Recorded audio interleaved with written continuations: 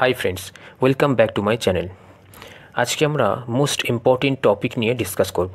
সেটা হলো different types of passport in India, মানে ইন্ডিয়াতে কত রকমের পাসপোর্ট হয় এবং তার ডিটেলস।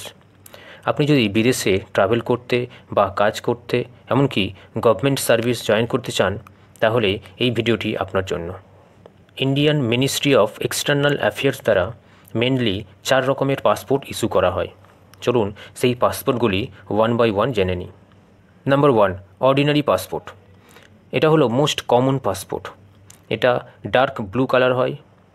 এটা নর্মাল ইন্ডিয়ান সিটিজেনকে বিদেশের ট্যুরিস্টের জন্য, স্টাডি এবং কাজের জন্য দেওয়া হয়, এবং যেটার ভ্যালিডিটি হয় 10 ইয়ার্স ফর অ্যাডাল্ট, মানে বড়দের জন্য 10 ইয়ার্স, এবং 5 ইয়ার্স ফর মাইনর, মানে বিলো 18 ইয়ার্স হলে 5 ইয়ার্স। এই পাসপোর্টটাই আমরা সবাই ক্যারি করি। Number 2, official passport.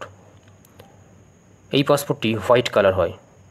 এটা গভর্নমেন্ট এমপ্লয়ি বা যারা অন ডিউটিতে অফিসিয়ালি ইন্ডিয়াকে রিপ্রেজেন্টিং করে বিদেশে যায়, তাদেরকে এই পাসপোর্ট দেওয়া হয়। যেমন একজন আইএএস অফিসার যদি সরকারি কাজের জন্য বিদেশে যায়, তখন তাকে এই পাসপোর্ট দেওয়া হয়। Number 3, diplomatic passport. Diplomatic passport maroon colour হয়।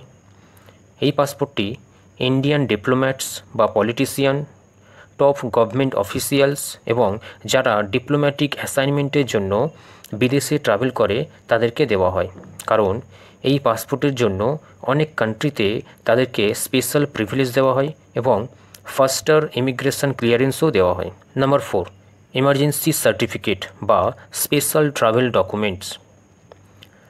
এই ডকুমেন্টসটা সেই সব ইন্ডিয়ান সিটিজেনকে দেওয়া হয় যারা বিদেশে গিয়ে তাদের পাসপোর্টটাকে হারিয়ে ফেলে বা আর্জেন্টলি ইন্ডিয়াতে ব্যাক করতে হয়।